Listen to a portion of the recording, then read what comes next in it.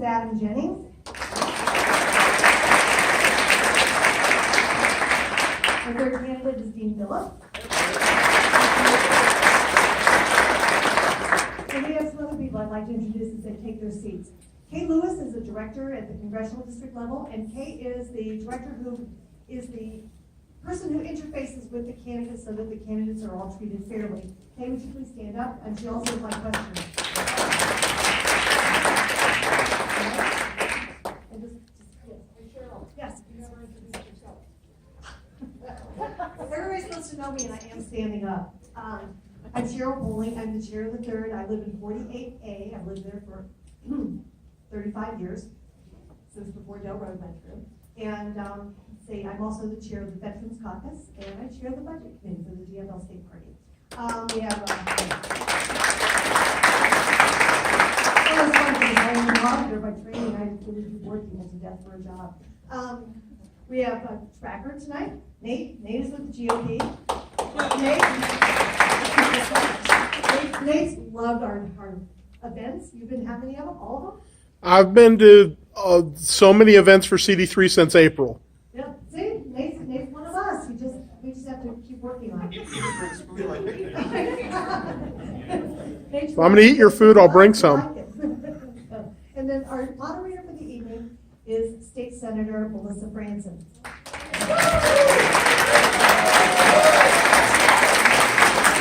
Melissa represents Senate District 49 here in Edina. I was going to get there. 49 in Edina. And Bloomington. Oh yes, it's got a sliver of a bunch of places, but mostly it's in Edina. So we are in your home district at this point in time. Welcome. So I will turn this event over to Melissa.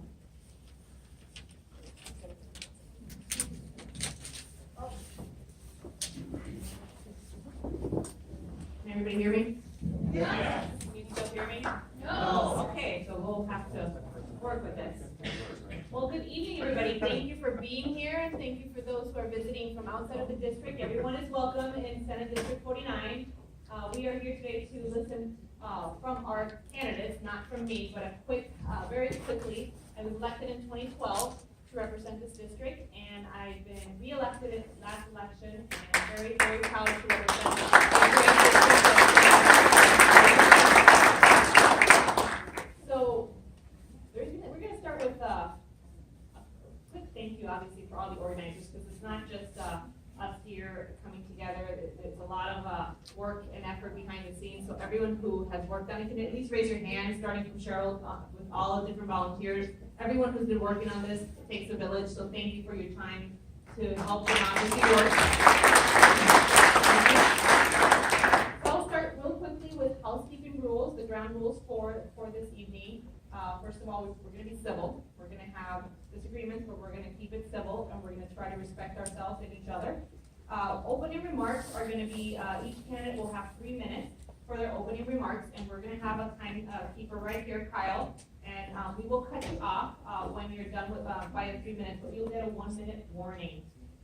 Each question, we have a series of questions, and each question you'll have 3 minutes to respond to, and if you're mentioned by another candidate in their response and you wish to have a rebuttal, you will get, only if you're mentioned, a rebuttal of 1 minute. So it's in your best interest not to mention another candidate. And in the closing, you'll have 3 minutes. And the time teller, again, will alert you at the minute time frame so you can wrap up your remarks. The questions, some of you might ask, where did they come from? They came from all of you. It was open online, and they were submitted online through the CD3 website, and they had an open period for those questions. So we picked themes, we worked on the questions, and we try to capture the majority of people's concerns and issues and topics. So with that, I will start with a little icebreaker. So just to keep things going, I'm going to start with a quick question. People can be as funny or as open as they want, but the question is, what would you tweet at President Trump if you knew he was going to read it? The question is, what would you tweet, and you have a character limit, but we're not going to enforce it tonight. What would you tweet at President Trump if you knew he was going to read it? I'm going to start right to my left with Dean, and we'll go down the line, but we're going to keep hopping so everybody has a time and the appropriate turn in for the questions. So, I'm a fan brevity, so I would tweet a giant Use the question. mic. Oh, use the mic? Yes. Oh, thank you. This is very simple. I like brevity. I wouldn't use 140 characters. I would use one. It would be a giant question mark. I don't know. I guess I would tweet that people he hates matter too. Oh, I meant that he seems to not care about people who don't like him.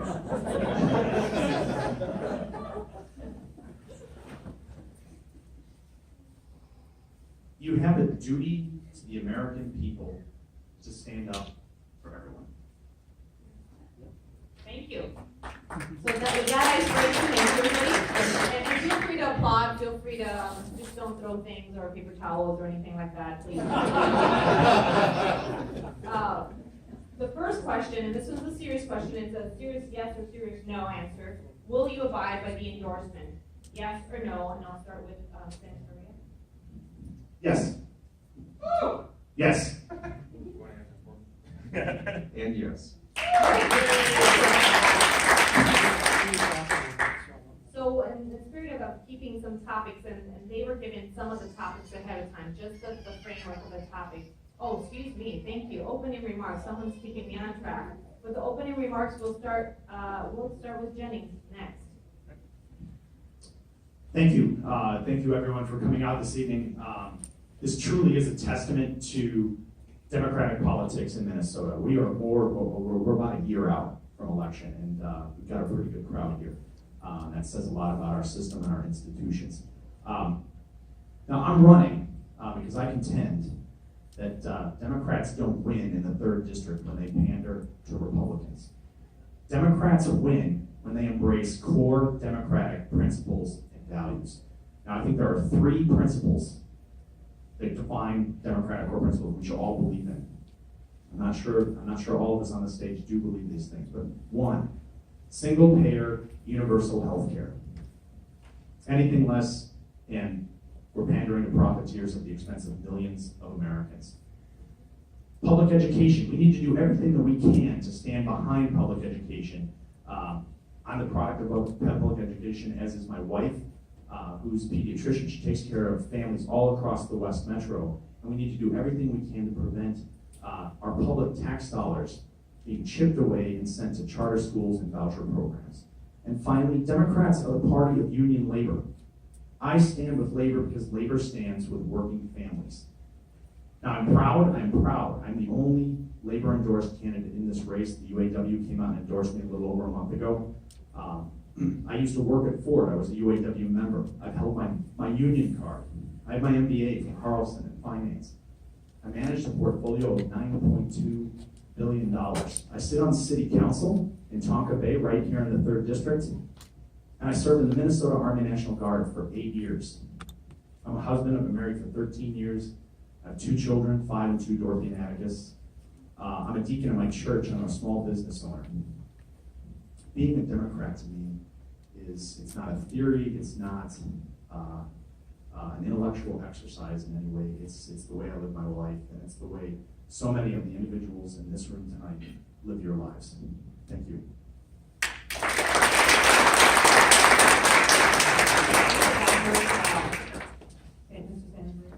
Hi. I don't think we can out Paulson Paulson. I don't think we can out milk toast him. I don't think we can out question dodge him. And I know we can't outspend him. We have to out idea him. We have to out passion him. And I've been running now for 6, 7 months, and I've met a lot of you guys, and I know the passion's there. I think we need the principle. I think we need to remember that we come to the table with ideas as well, that the status quo isn't a campaign promise. And for me, the ideas I'm running on, I run on family health, I run on family income, I run on family leave, and I'm told that this is too red a district for someone like me. But those don't feel like liberal ideas to me. They feel like human ideas. And that right now, the Republican Party is crazy. But I don't think that Republicans are crazy. I don't think that the people we share our parks with are crazy. I don't think that our neighbors are crazy. I think that we all want the same things. And when we propose the ideas and when we start the conversations and talk about them, that we don't have to worry about what's liberal and what's Democrat or what's too far to any side.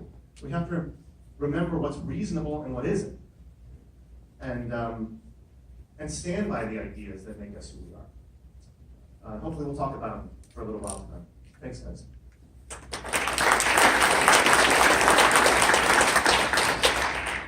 Well, welcome back to Minnesota, everybody. I want to thank you, Senator Franson, for being here.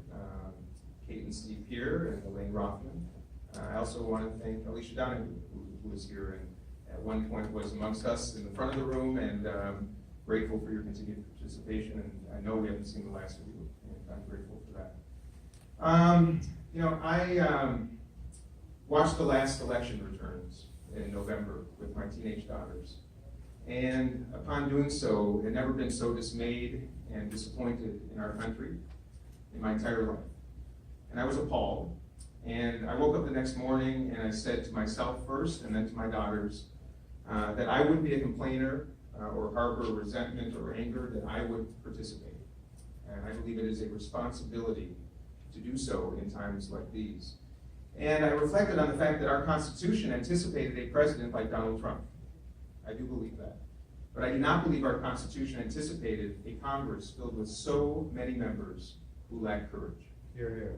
And that, my friends, is why I am running for Congress. Eric Paulson is the poster child for that woeful lack of courage. Beholden to special interests, a lifelong politician, so out of touch and misrepresenting this district and himself that it begs for new leadership and new participation. That's why I salute my friends next to me at this table. And all of you, I want to thank all of you for being here. A year before an election, you care. And I'd rather lose this election with 90% turnout than win it with 40. And that's what we need to resolve in this country, is people caring and participating, and I want to thank all of you. My life began a little differently than many of you know. I was born in St. Paul. I lost my father to the Vietnam War when I was 6 months old. My mother, Dee Dee, was widowed at age 24. We moved in with my great-grandparents for the first 2 years of my life. And in a great blessing to me, my mom remarried Eddie Phillips when I was about 3 years old, and I was adopted by him and into an extraordinary family of achievement and great blessings, philanthropy. And speaking of philanthropy, in that spirit, I want to help others, and I want to help Eric Paulson find a new job next November. I grew up seeing one grandmother in a beautiful home in California and another grandmother in public housing in St. Paul.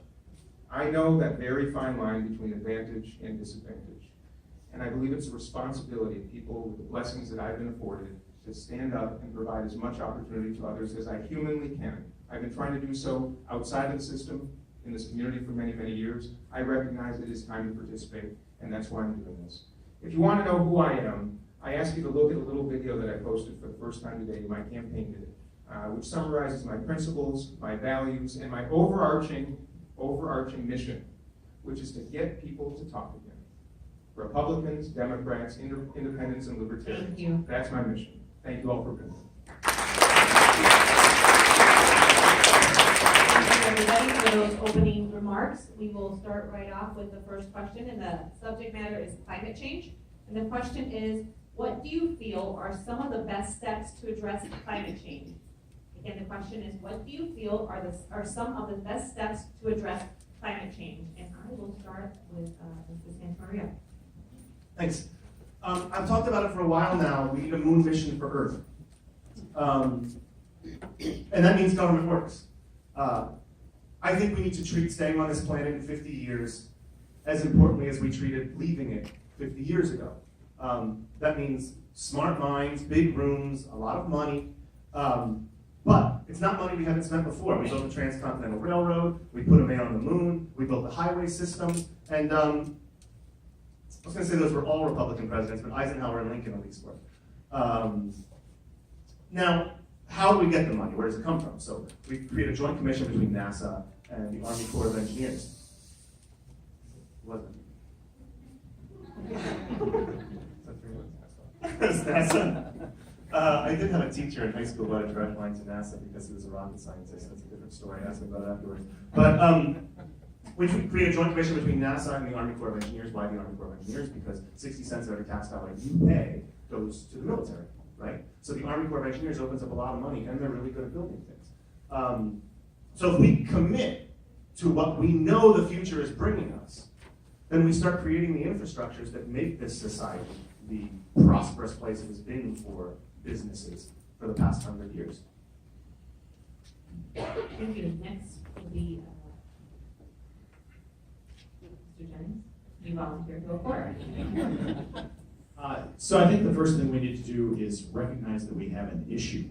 When we have 98% of the scientific community come out and indicate that global warming not only exists, but human beings play a direct role in it, there's no time to make this a political football.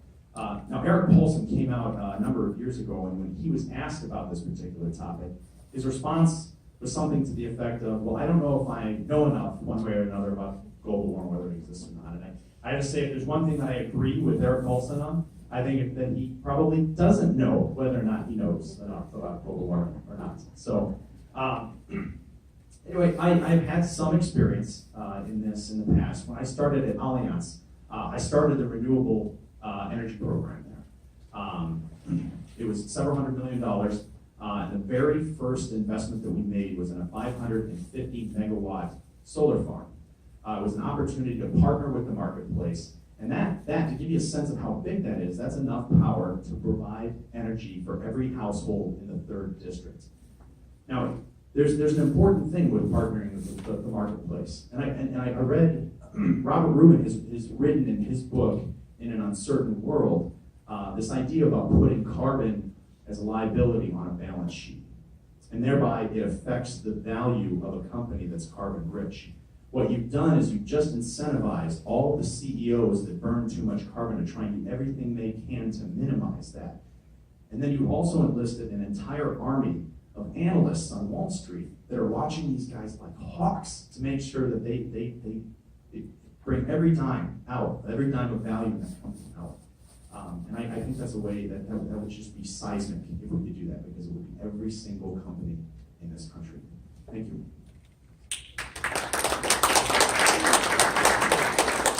Well, everybody, I believe in science. I believe that climate change is real. And most of all, I believe it is a collective responsibility of every generation on this planet, particularly in this country right now, to leave this place, our planet, in better shape than we found it. I believe that we should rejoin the Paris Climate Accord. I believe that decision by President Trump was a woeful decision. Not because the Paris Climate Accord was the end-all be-all, but because America should be at the very forefront of leadership in this area. I think that's an absolute truth. You know, we didn't leave the Stone Age because we ran out of rocks. We left the Stone Age because we came up with better ways to do things. And we need a fossil fuel-free economy. Say that fast 10 times. I've been practicing that for a long time, let me tell you. Renewable energy is the answer. I concur with what Brian says about we need to return from the moon back here. That's exactly what we need to do. We know what to do. We've got the resources, we have the technologies, we need to direct them in the right place. Coal is not the future, renewables are. We need to focus on what states are doing. Encourage states to experiment. California with solar, Iowa, Minnesota with wind power. We know how to do it. Tim Pawlenty actually signed legislation in 2007 that required 25% of our energy be from renewable resources by 2025. Thanks to Excel Energy, we are going to exceed that. But what do we need to do? We need to flip the House next November. If you care about climate change, let's flip the House of Representatives and at least put a check and balance on this administration that see things so differently than we do. And lastly, and perhaps most importantly for those of you following my campaign, we have got to address campaign finance reform. As long as we allow vested moneyed interests that have a distinct interest in preserving the status quo and enriching people like Eric Paulson to the tunes of hundreds of thousands of dollars, if not millions, we will see no change, my friends, none. So let's come together and identify what we need to do first, foundationally, affect campaign finance reform, let's flip the House, and bring people back to Washington that recognize this challenge. I made a promise to my daughters that day after the election that I would do exactly this, leave this place better than we found it. It all starts with climate.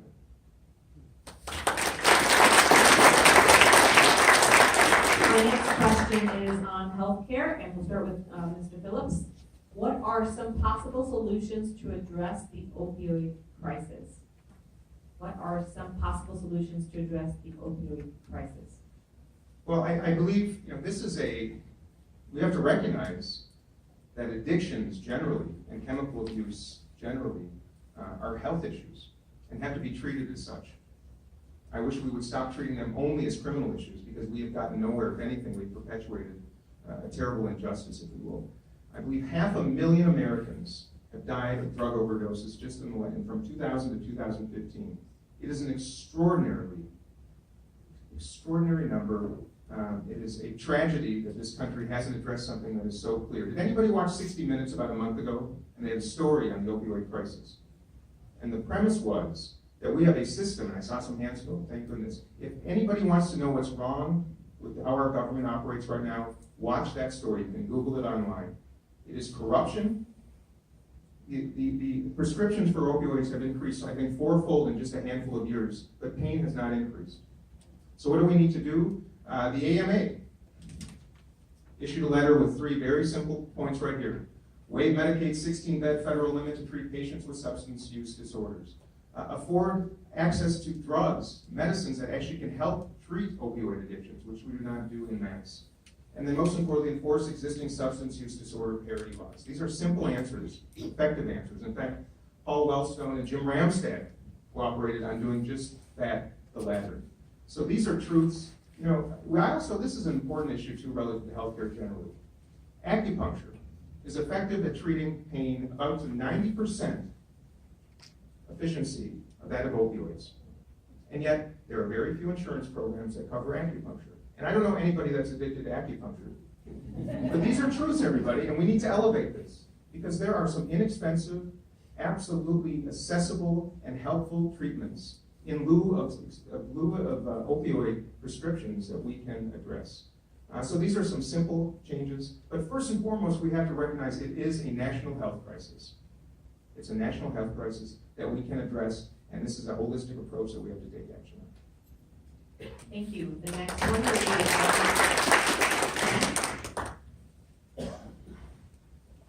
So what we have here is the corporatization of healthcare.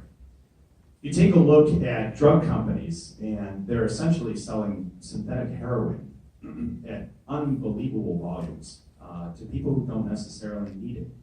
And you take a look at the state of West Virginia, for example, and right now there are so many outstanding prescriptions that every single citizen of that state has 400 pills available to them, just in aggregate across all of them. That's far too much medication that's out there. Now, if we're going to do anything to bring health back to health care, what we need to focus on is the doctor-patient relationship. Doctors have the ability to sit down, they need to have the time to sit down and talk with their patients and talk about all the alternatives available to them. It doesn't necessarily need to be opioids. It could be something else that's more suitable for that particular patient.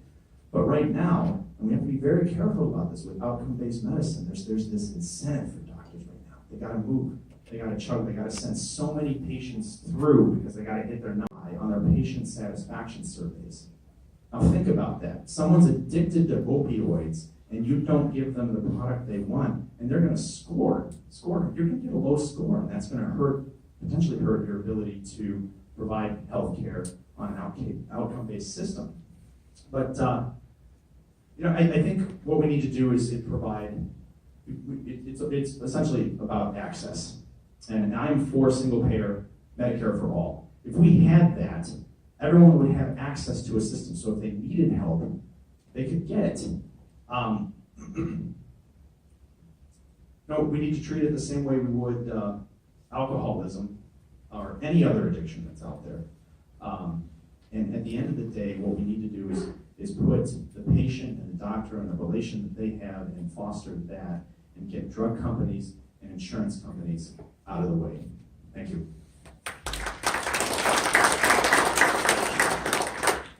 I echo a lot of what everybody said up here. Dean touched on the criminality of drugs, and that we treat drug abusers like they're the ones who belong in jail. And we've got to stop doing that. I understand that the opioid epidemic doesn't have as close of a tie to the for-profit prison system as something like crack cocaine does, or even marijuana. But if we put the money we put into for-profit prisons into treatment, I know Trump's talking about $1 billion. This is a country of 300 million people. $1 billion probably doesn't get us very far. 10 is probably a better opening bid. But if you want to stop people from consuming the goods, you have to stop incentivizing the sale of the goods. So let's talk about where the opioid crisis in this country started. Have you guys ever seen a cigarette ad on television?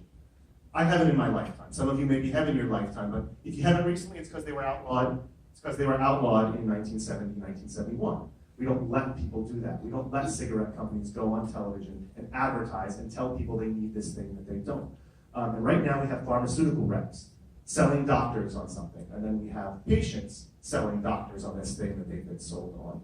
And if we take the for-profit system out of pharmaceuticals, or at least curb it, then there'd be less incentive for people to do it.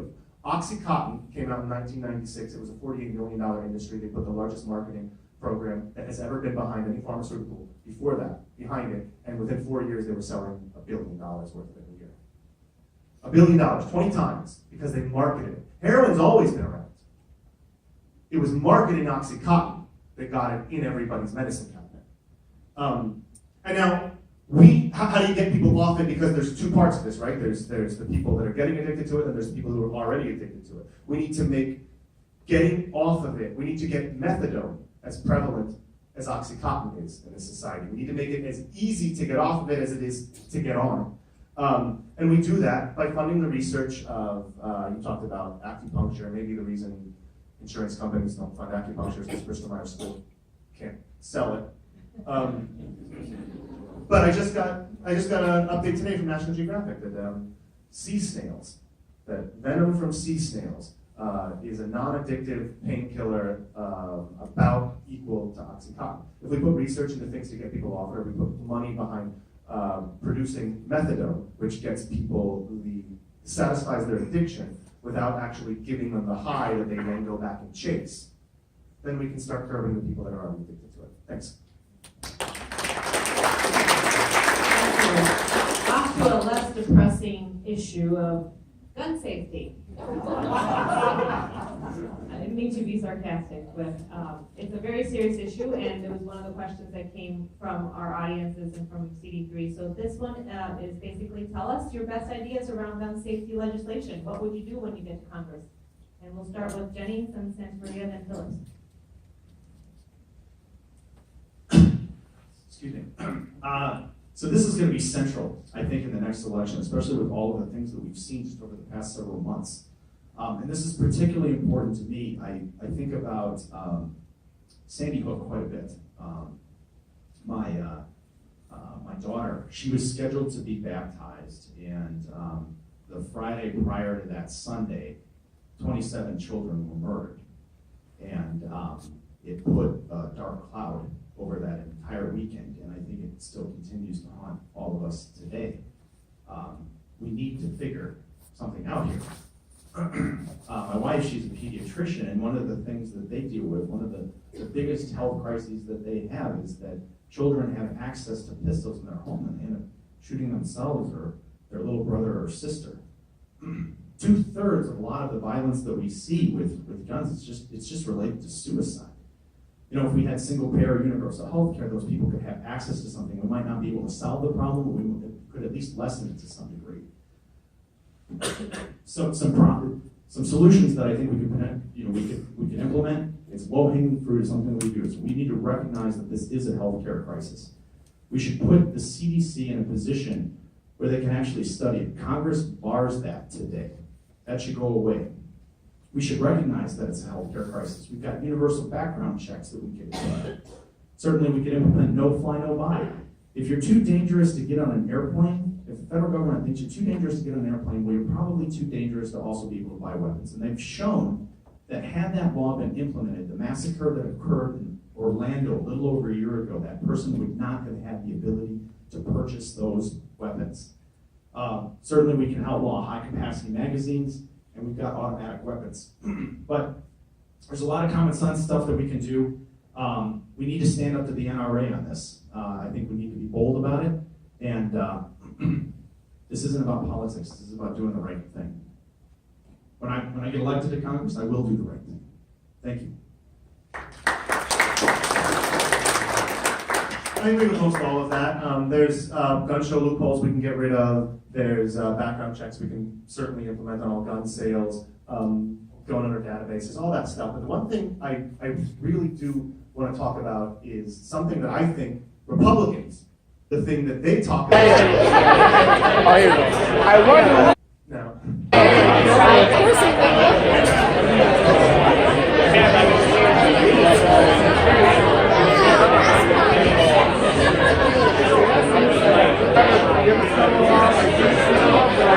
General welfare. Remember that? That thing that we talked about 200 years ago that we sort of turned into socialism, the general welfare? That we should be looking out for people and making sure that we've all got the same starting block.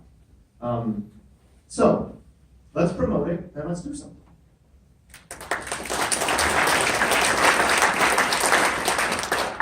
The next question is more on your style of leadership and how you work with others. It's about consensus building. What have you done to bring two opposing groups together to reach a consensus? And I'll start with Santa Maria, followed by Phillips and Jennings.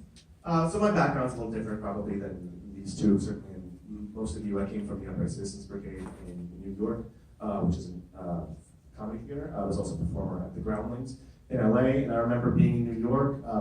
It's improv. You make it up on the spot, right? There's no scripts. You just stand up there and you make a scene. And that's why we call it improv. And so there's 4 or 5 players, actors on stage. 2 girls walk out. They sit in their chairs next to each other, and they start a scene. But the problem is they start a scene talking over each other. It happens. Lauren says, I'm cold on this boat. Julia says, I want some pizza. And they say it at the exact same time. And then they stare at each other. And for a minute, I can see them sweating, thinking, which one of us is going to pretend we didn't just say that so we can make sense of this scene? And so I jump out before they can throw themselves under the bus and pretend I'm holding a big oar, and I say in like the most offensive accent that I can to make fun of my great-grandfather. I say, is it your first time in Venice, Italy? Enjoy the ride, ladies. And then they realize that Lauren can be worried about the boat and Julia can be worried about her pizza as long as they both agree that this is a relationship that's happening on a vacation.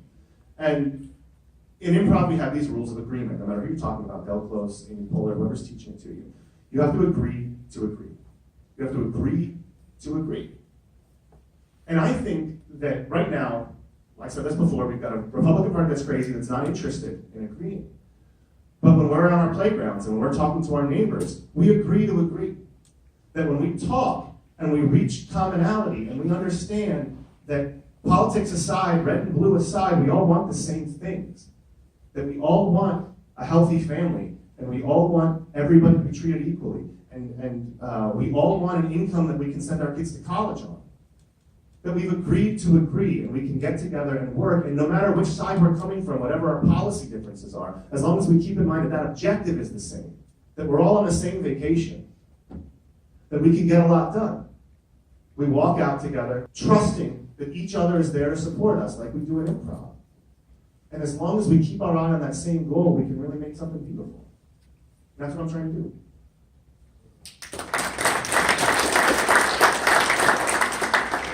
So the question is, what have I done to bring 2 opposing views together? Or groups. Or groups. I'm the father of teenage daughters. So I figure if I have some experience with them, it might illuminate the job that I foresee undertaking a year from now. In all sincerity, I look at consensus building as I do breathing. That's in my DNA. I have spent the better part of my adult life building businesses and organizations, and then by definition, that is consensus building. And I don't believe consensus building means that you forego your principles or values. It means that you listen. And it means that you solicit ideas and perspectives from a wider range of perspectives. And as I contemplate potentially serving as your next congressperson, I recognize that this is a legislative body, again, with 535 people. This is not an executive role, which I am accustomed to. I'm accustomed to making decisions after I solicit ideas and perspectives. And by the way, not just from senior executives, but from everybody. In fact, the best ideas I've ever heard have come from the people closest to the issue at hand. And that is part of my style. That's who I am. And I celebrate that. And my mission in running for Congress is to inspire people to listen again, to talk again, to celebrate differences. That's consensus building. There is no job I have relished more in my life than this one. Running for Congress has been the most joyful pursuit of my life for this reason, because I have heard from such an array and diversity of people and perspectives that I never imagined possible. And this is just a continuation of what I've been doing my whole life, and I love it. I do not bring a magic wand, nor does anybody in this room, nor do Brian or Adam, to Washington, D.C. Any success has got to come from listening, conversing, and ultimately consensus building. That I say we need to meet, not always in the middle, but we need to meet.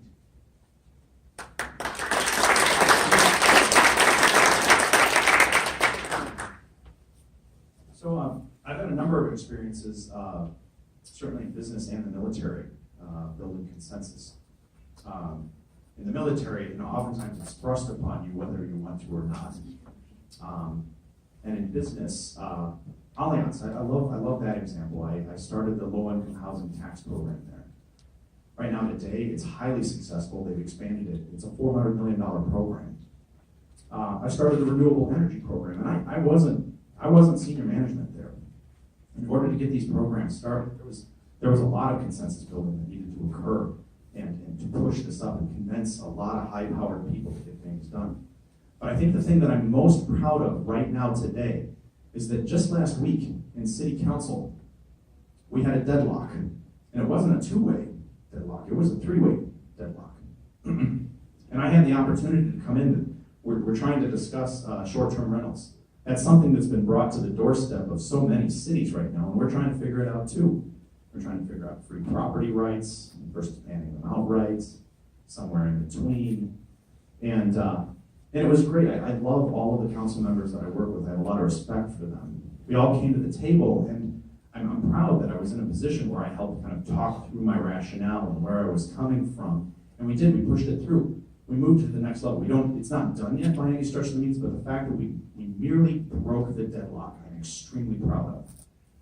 But the reason this was successful was that everyone at that table, they were willing to listen. They were willing to have the conversation.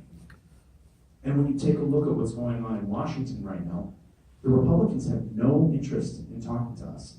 They jammed the AHCA through. The only reason it wasn't successful was they weren't organized enough to get it figured out. Neil Gorsuch, the only reason he was confirmed was because they altered the rules of the Senate and jammed that through. There was a tie-breaking vote from Vice President Pence on that one. And then you take a look at the last tax bill that was passed. And you had Senators Klobuchar and other individuals going to the floor saying, can we please adjourn for the weekend so that we can at least have an opportunity, 2 days, to read a 500-page bill that was just dropped on our desk. And they got completely stonewalled. So it's too easy to sit back and say that we need to compromise and sit down and go to the middle, because this other side's bringing the fight to us. And guess what? Social Security, Medicare, and Medicaid, they're next on the list. So this is a question of flipping the house and fighting for our values and fighting for what we believe in. They brought the fight to us. They're not interested in talking. So we need to do everything we can to stand up for what's right. Thank you. Your next on something you already mentioned, the tax plan, which is a very relevant topic, considering what happened in the last few days. What are your ideas for legislation that will help support people on fixed income as it relates to taxes? Thanks. One of the great things about running for Congress is you have the ability to go across the district and have lots of conversations. I've talked to literally thousands of people. in the last 6 to 9 months. I had a conversation probably a little over a month ago now with a woman named Nancy in Chaska. She's 79 years old. She's on a fixed income. She makes about $1,200 a month. The reason she moved to Chaska was that she had affordable housing. She could rent a place out there for about $595, I think is what the number was. But in the last 3 years, her rent has increased to roughly $950 a month, and her Social Security check is still at $1,200. Now, to add injury to insult, her food stamps have been cut. So she's having to do a lot more with what was already kind of not a lot to begin with. So what we need to do is we need to get behind programs like Medicaid. That's what puts so many people on fixed incomes. That's what enables them to live in a nursing home facility. It pays for hospice care.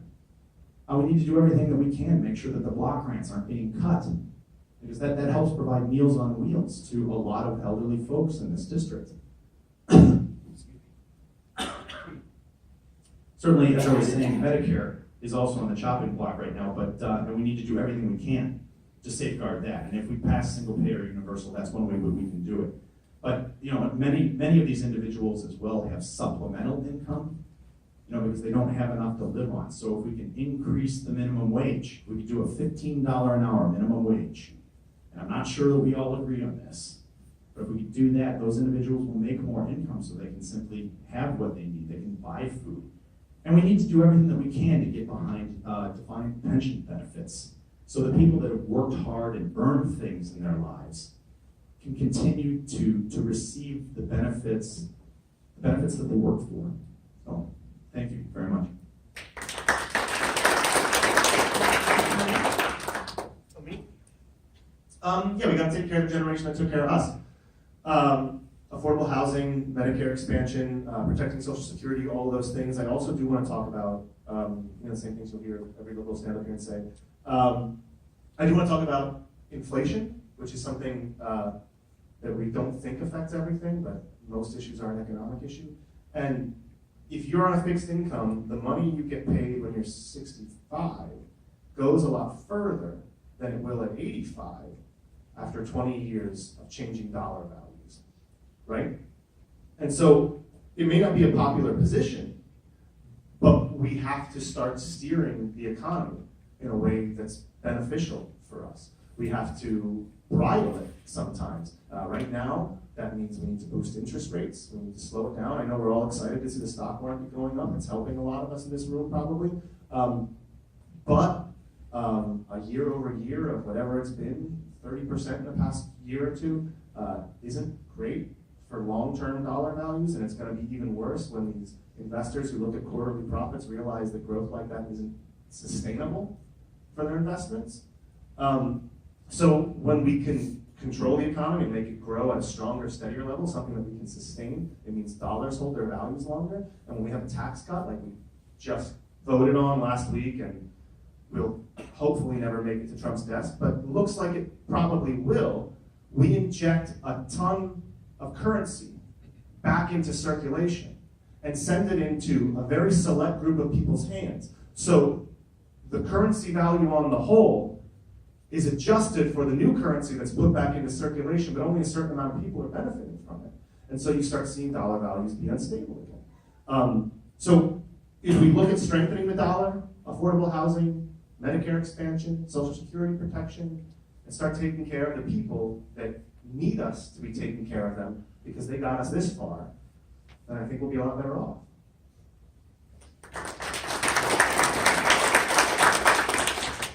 Well, as a lifelong Minnesotan and the fifth generation of my family to make Minnesota home, there's no politician that we more revere in my family than Hubert Humphrey. And in fact, my little folio I call Hubert for that reason.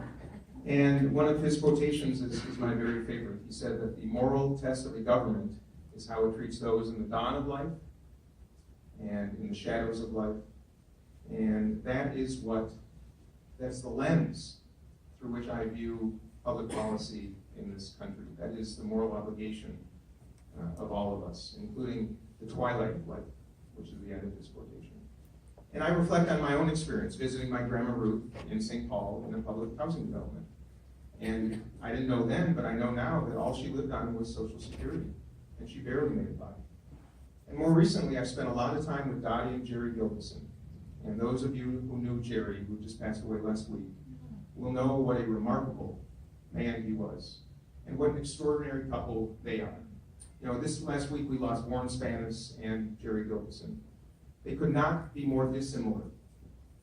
But I'll tell you, a thread connected them in ways that I think those of you who know both surely know. And I went to visit Jerry just days before he died, and I couldn't understand what he was saying because he was mumbling and whispering. But he did make one thing very clear that I did understand, and he said, "Can't go nonsense, but." So I promised him that I would let you know that, and that is my mandate. So the question is how and what? And Social Security is the great promise of this country. It has to track inflation, and I believe that is what separates us from the rest of the world. It is these moral choices that we make as Americans, not Democrats, Republicans, Libertarians, but as Americans. This is an issue that affects everybody, and I hear it again from everyone I talk to as I drive around our district. Everybody faces the same challenge, and I recognize those disparities. It was within my own family, I see it within our community, of course, and across the country. I will take that personal mandate to Washington and advocate for the protections and enhancements. And I'll tell you, Donald Trump is a wealthy man. He says that this tax plan is going to hurt him badly. I'm a very, very fortunate man. Not as wealthy as Donald Trump, but this tax plan somehow is going to help me a lot. And that's why I'm very troubled by it.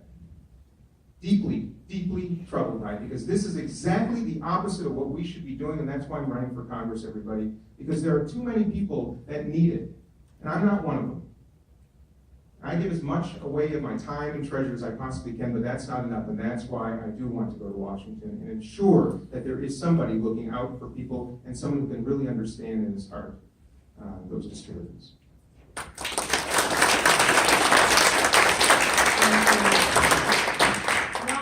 As a moderator, I get the privilege of having one subject come to light here, and some of you may know or may not know, I'm originally from Puerto Rico, so the federal government has never been more critical in my family's life than it has been in the past 76 days since Hurricane Maria devastated the island of 3.5 million American citizens.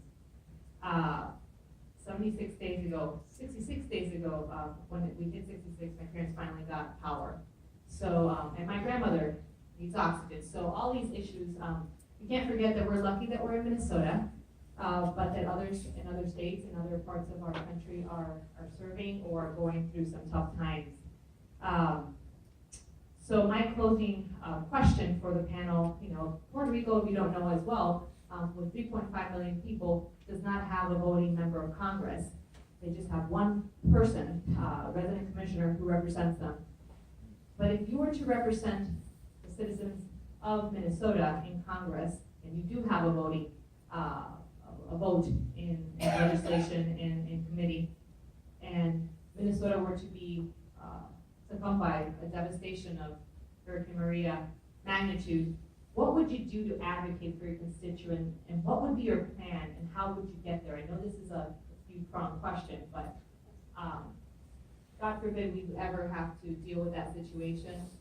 Government has never been more important to me than after that, even though I serve in government. But when you have people who have no clean water, no electricity, no running water, and the entire healthcare infrastructure is completely collapsed, including emergency services, clinics, hospitals, you name it, and you can't communicate to your family members for at least 5 days, and that's the entire 3.5 million people who are not able to communicate. Then it makes you think why we invest in roads and why we invest in bridges and why we invest in our grid and our clean water and so forth. So my question to you, if that was, now that we're learning from the pros and the cons of the situation, how it's been tackled or not at the federal level, what would you do to advocate for Minnesotans and for this district? And anyone who wants to jump in first. I'll take it first. First of all, I'm really glad that your family is seeing some sort of benefit. Power certainly is a big one.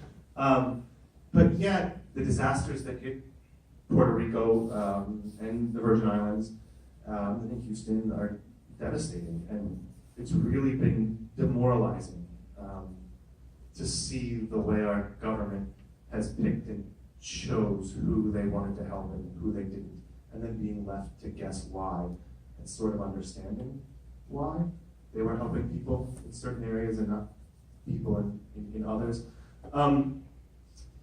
I left California the first time because the fires came through. We were evacuated from our apartments, and right now they're actually currently in the exact same place that I left. The Ventura fire is now crossed into Santa Clarita, and down the hill on Stevenson's Ranch where I used to live. My brother was chased out of Joplin, Missouri when the tornado came through and picked up 110 lives with it. And my wife's family was just displaced in Houston. And we see what's happened in Houston and how these things obviously happen. There's things we can do to affect global warming and the trajectory of our climate. But they're going to happen regardless. And in a city like that, they didn't plan for it, but they were pretty ready once it happened. We didn't have the crazy death tolls that we had in New Orleans, and we certainly didn't have the power problems that we had in Puerto Rico. And a lot of it started because local officials and local activists got together with people like the Mattress Man. And they found ways to help their neighbors. And they didn't ask them who they voted for when they did it. Don't sleep on it, right?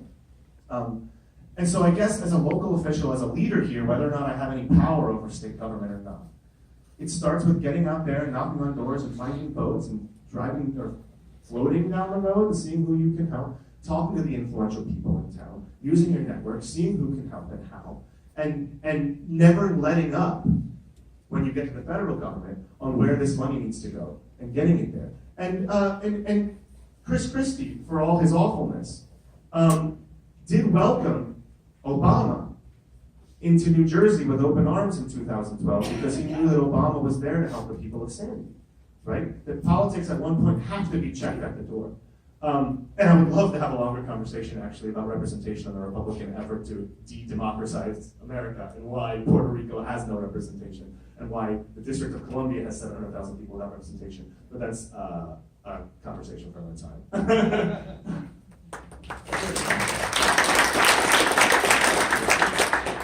I want to start by saying I'm appalled by our country's response to the tragedies in Puerto Rico. And just another example of the long list of examples, unfortunately, that we witnessed just in 1 year of the woefully wrong approach to how to take care of people and violating, in my estimation, the American promise.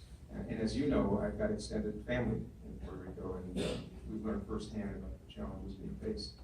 The question is about what if that was Minnesota? And on that count, I think it's worth noting right now that Minnesota ranks 44th on the list of all 50 states in the net amount of dollars we send to Washington, D.C. versus those we get back, which means we got to take care of ourselves more than most states have to. And these are truths. So this comes down to advocacy. And I don't want to be a politician. I want to be a representative. I believe our current representative is misrepresented. And I also believe that this requires, just because we're Minnesotans and we tend to be nice doesn't mean we shouldn't be aggressive and demanding, and using a term that I like to use in my own principle, it's a velvet hammer. Representation is a big responsibility. It's one that I am excited and eager to undertake. We are so lucky to live in a place that isn't subject to these natural disasters, but boy, they're not going to get more rare, everybody. They're going to be more common. And I had the pleasure of spending time with President Obama on a number of occasions in the last number of years, and when I asked him what kept him up at night, just a couple of years ago, it wasn't Iran, it wasn't North Korea, it was the effect that climate change would have on this very country. And it was poignant because I watch what's happened just in the last number of months, and it is true. He said we are so ill prepared for the economic and human toll that this is going to be taking on our coastal areas, that he found it appalling that he could not elevate that issue. And he said to me that that would be something that he focused on in the years to come. So these are truths. We are lucky to be where we are, but this all comes down to advocacy and representation. When you are beholden to a party, as I would argue Eric Paulson is, and a special interests, as Eric Paulson is, it is very hard to represent human beings. It's very hard to represent human beings. Absent those chains, you can. And that's why I am running without accepting $1 from PACs, special interest groups, or any lobbyists. Because when push comes to shove and we face these circumstances, I need to be beholden to my principles and those of the people that I represent, period. And that's indeed how I would affect and handle such a circumstance.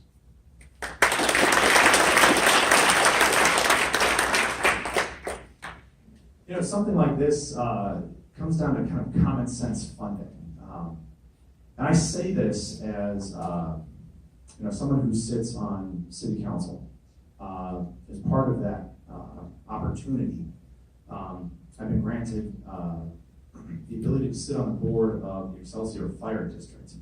And Scott Gerber, Chief Gerber, actually during this hurricane that came through, was actually deployed. He and a national team were deployed and went down to Florida to help. Certainly being in the Minnesota Army National Guard as well. I've never actually served in a capacity that helped with a national disaster, but I have known a heck of a lot of people who have. And ultimately, the common theme that you see run through is it's all about preparation and risk mitigation. We shouldn't be having a conversation after the event has happened. What we need to be doing is we need to be having the conversation before it even begins. And that's making sure that our agencies are fully funded. At the congressional level, I mean, that's ultimately what it's all about. You take a look at Eric Paulson, and Eric Paulson has actually presented ideas to take money away from FEMA, send it other places. And then certainly we saw the catastrophe that caused during Hurricane Katrina. But a big part of what we need to do is ensure that we've got good leaders in these positions. FEMA for national emergencies. But certainly if we're going to utilize the National Guard, it's making sure that we've got a good sound general at the state level. And we work with and advocate for our governors. And I'll do that, and I will ensure that things remain fully funded, and that at the end of the day, it's about making sound decisions. Thank you. With that, we are going to move to closing remarks, which I know this has been a quick time, and I know a lot of people have more questions, but I'm sure we'll have time for our esteemed panel here to stick around to answer any questions you may have that weren't addressed today. But with that, I would like to start with closing remarks. You have all 3 minutes for your closing remarks, and I'll just open it up to whoever wants to do it first. Very democratic. Everybody wants the last word. I know. I didn't write anything clever, so it's all right if I don't get the last word in. I scribbled a bunch of stuff down, things I've said before at these events. I don't know, we've talked a lot. It's more about the conversation, it's more about getting the ideas out there for me. I don't really know what I want to leave you with. I know that Dean said something a second ago that lit something in my head. He said something along the lines of, oftentimes the best people to solve the problems are the people closest to them, is what he's discovered. And I know that the 2 men standing up here with me are really good men. I have nothing against either of them. I'm running though because I believe that our government needs more people closer to the problems. That my wife and I talk about what's happening in this country, and we see what happens, and we see the way it affects our families and our societies and our bank accounts. And we want somebody to represent the people more accurately. Not just someone who listens to them, and someone who is them, right? And I don't think there's anything wrong with that. That 50% of this country is women. I think 50% of this government should be women. That 30 or 40% of this country is non-white. 30 or 40% of our government should be non-white. Well, half of our Congress are independently wealthy millionaires. Only 5% of our public is. We need people who struggle with the same things that all those people in Congress are being begged to fix. And that's what I stay awake at night trying to figure out. And that's why my site is just blog after blog of issue after issue. Is what can I possibly do to fix it? And that's what I'm going to bring to Washington, is this never-ending insomnia that keeps me up, figuring out what issues work, what issues don't, who wrote something on this, who did a study on this, is it effectual, is it not? I want to do something. And I hope that one way or the other, the representative from this district is able to do that for everyone in this room, and everyone not in this room, and everyone who hates the people in this room. Really. Thanks. Thank you. This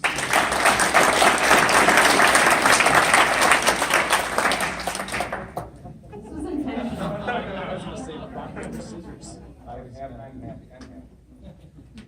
You know, everybody, first, I want to thank you again for taking the time on a cold night to come down and listen to us. And there's nothing more inspiring than when you are a candidate for any office, let alone Congress, to see people turn out. And this participation is both inspiring and very heartwarming, and I'm so grateful to all of you. I believe that representation begins with listening. That's what I'm doing. I'm driving this little 1960 International Harvester truck, my government prepared truck, all around the district, not just talking to Democrats, talking to everybody. And that's why I have a little service window, and I serve hot coffee, and I invite people to come talk. And it's going beautifully, because when you listen to people, no matter what their perspectives, it's enlightening and illuminating, and that's how representation begins. I don't want to do what Eric Paulson does as a Republican. What good would that do? I want to do this differently, and I encourage all of us collectively as Democrats, let's do this differently. Let's elevate the 3rd District. Let's celebrate conversation and celebrate differences and seek ideas no matter where they come from. That's what I'm about. And I also know that vision without action is nothing more than a dream. I want to do. And I know we share all the same dreams, I believe. I want affordable health care for everybody. I want everybody in this country to have health care when they need it, no matter whether or not they can afford it, no matter their condition or their geography or their age. I want health care for all. There are a number of ways to get there, but I want it for all. I want to preserve, protect, and enhance a woman's right to choose. I want to reduce gun violence. I want our public schools to be stronger and eliminate the opportunity gaps and disparities that exist all over this country. I want to see everybody do better. And that's why my little coffee shop, Penny's, we pay $15 an hour minimum wage. We don't have to. We're paying 50% more than the national chains that some of you might go to. And we do so because A, it's the right thing to do, and I want to demonstrate. That by doing good by people actually encourages more people to support you. This is how I think America should work, and I know it can work. And then this comes down to winning this election.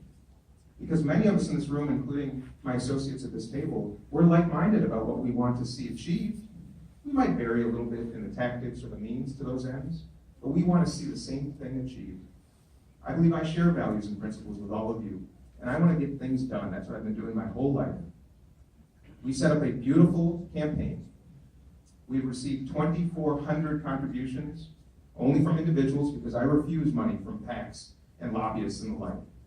I just received the endorsement of Vice President Mondale. That'll be forthcoming. Richard Painter today, Andy Slavitt, and the IUPAT, Local 386. I actually have a labor endorsement with more to come.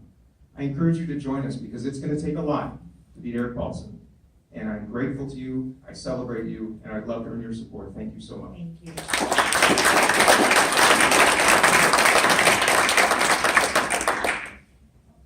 Thank you again for coming out tonight. It really is, it's such an inspiring thing to see because we're not only so far out, but it's such a cold evening too. The roads are slippery. And I appreciate it, I really do. But here's in November 2018. You're stepping into the voting booth, and you've got to make a decision. I want you to think about what it is you want to vote for. The reason I got into this race is because I wasn't hearing everything that I thought should be discussed, and we aren't as close as Dean would suggest. There are some significant differences between us. I want Medicare for all in this country. I want to make sure that our public educational system is second to none. I want to stand behind unions, and I want to make sure that we have a livable wage, a $15 mandated minimum wage that goes across the entire country, so that even the competitors that Dean has, they can pay too.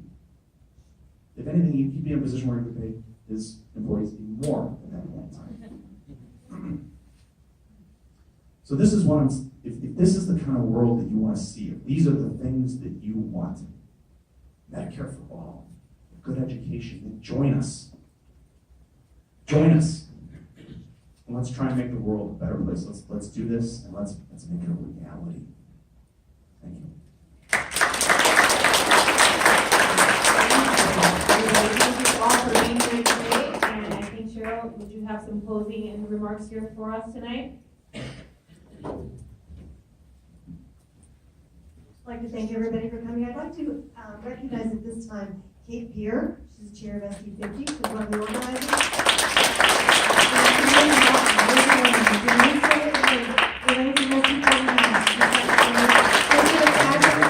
And I know I can be standing up. Okay. Yes, we're both vertically challenged. We stand next to Kate, we look like shrubs next to a tree. Thank you very much for coming. And let's see, who else was involved in organizing? Tim Culver, Tim, your chair. Please stand up, Tim, chair. And we're live streaming tonight. We're live streaming on the SD33 Facebook page. They have an open group, and this is Dave Olson. He's live streaming, so you can see that. The videotape, you can tell everybody else, will also be posted on the CD3 DFL website, probably tomorrow. So you can tell your friends and share it with everybody. Thank you very much for coming.